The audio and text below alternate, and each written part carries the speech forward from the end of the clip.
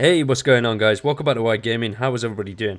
So today we are back again with another Survive the Nights video, and we are going to be talking about the new update 1.2.7. I am buzzing for this. It's going to be amazing. At the moment it's only in experimental phase, so there are a few little bits that are a bit sketchy, but you know, it's good. And there's been some updates to the sound as well, but unfortunately on the experimental server, from what I can see, there are no zombie or gunshot sounds. Well, from what I can hear, which is quite annoying because that's some of the things that they have changed. So it would have been nice to hear that, but never mind. It's the experimental server, so you know. Also, what I'm going to do from now on as well, in the description down below is going to have all of the Survive the Nights Facebook website and all that lot on there, so you can go check all that out as well, so you get some more of your Survive the Nights fix. But as you can see, they have added the new police station point of interest. Now, most of this is powered, so you can't see all of it. I haven't gone to the trouble of getting a generator and getting it all powered up.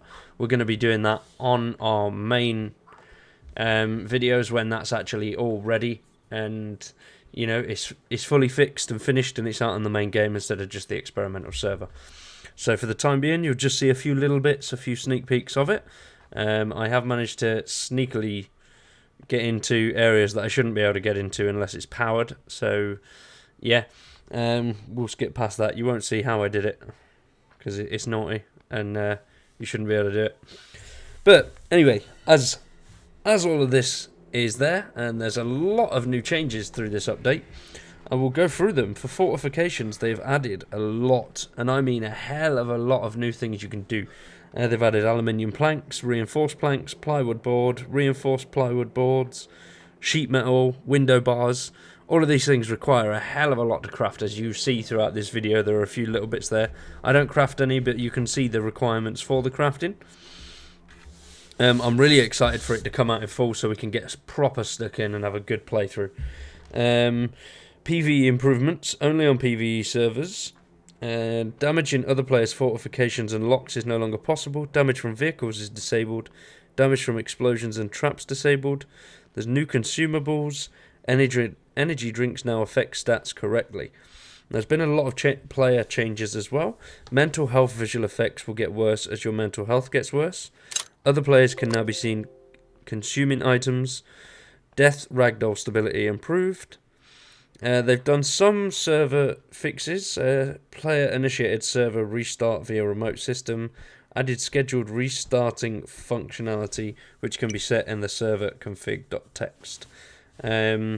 Added Discord rich pressure support, which displays an individual's global stats like zombie kills and nights survived. Once in game, the information becomes specific to the player current actions. Remove faulty light bulb effects from player placed bulbs, lighting inside of circuits. I haven't seen that. Yeah. Added faulty bulb flicking for both default and emergency lighting. So far there's already so much. We've still got to go through the audio, the AI, the weapons, and the UI, the world interaction, and loot. There's so much new stuff. It's absolutely insane. Like I've noticed just wandering around the experimental server, just things along the floor are different. There's more bits dotted around. There's new things around that you can just interact with, which is really cool. It just livens the world up a little bit more, rather than just seeing the same old things all the time. And obviously, with this, the police stations, I think they look so much better than what they did. And hopefully, there's a little bit of a difference in each one, rather than it just being the same sort of copy and paste type thing, which is really the only downside I find on this game. But, you know. So, audio. Improvements to zombie in vicinity system. Improvements to zombie alert sounds. Ambient sounds overhaul. Wind noise system based on player height and environment. That is really cool. Dynamic storm sounds playing with heavy rain and storm. That's good. I like that. It'd be nice to actually get to see some of these as well when the full game... when it comes to the full game instead of just the experimental server. Random ambient event system that plays 3D sounds around the player. Frogs, crickets, crows, other birds, wind. That's good.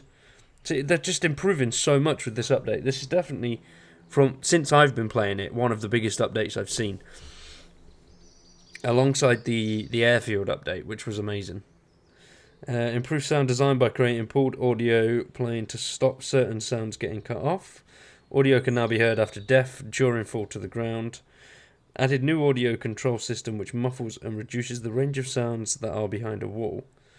That's good. So when you're not just wandering around, you can always, when you're wandering around at the moment, you can just hear zombies anywhere and everywhere. It's quite, I wouldn't say it's annoying, but it adds to the realism a bit more if that sound is deadened by walls and windows and things like that.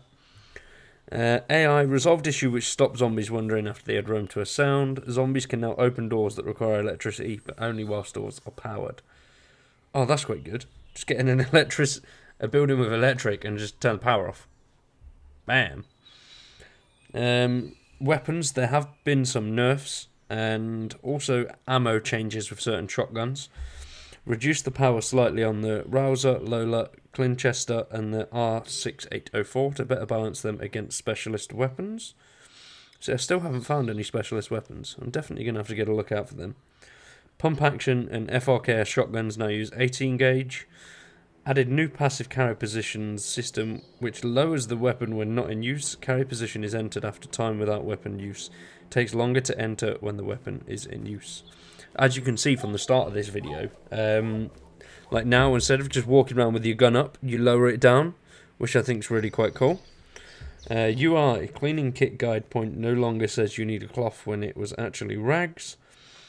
Fixed wind up flashlight description. Dot in the center of the screen. Crosshair no longer displays when looking at objects more than several meters away. This was causing confusion as players were assuming bullets would hit at crosshair location when fired from the hit position. Lock kits no longer show resources left next to name. Lock kits now show their max application strength in the inventory after being removed. So world interaction, this one's quite a biggie. There's quite a lot of stuff here. Removed issue where items would move slightly after being dropped.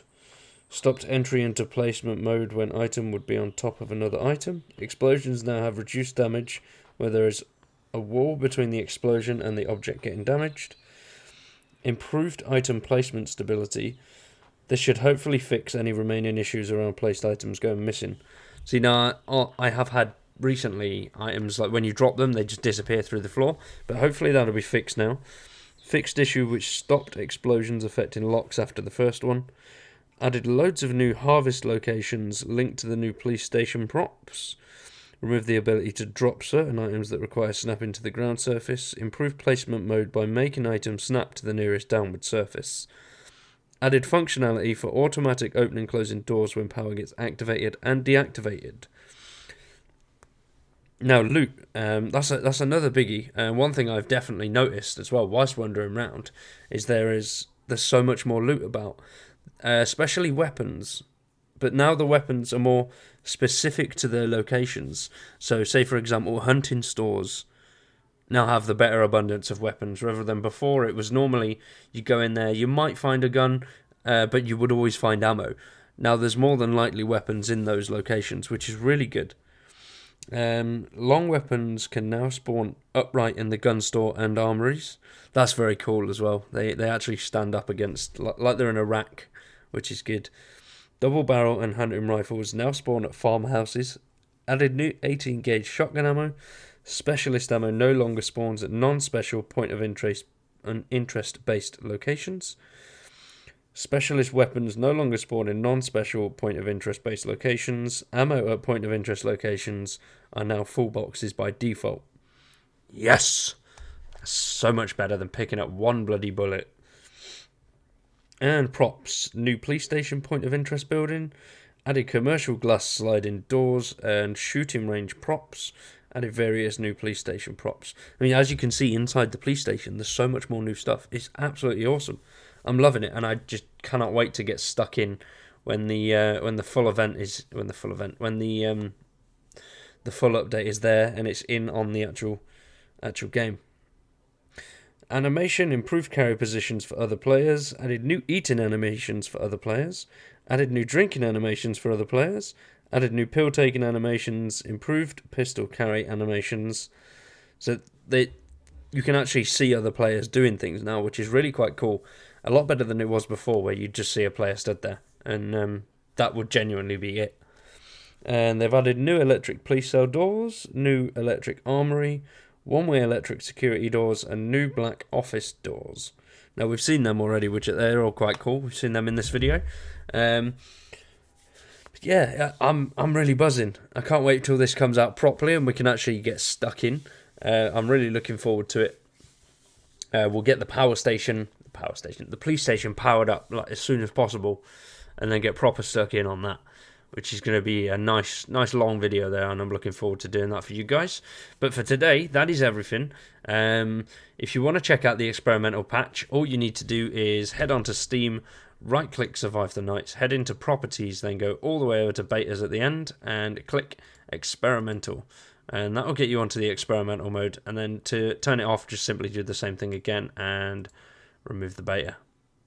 But for today, guys, that is everything. Thanks for watching. I hope you've enjoyed, and we will see you again in the next one. Peace!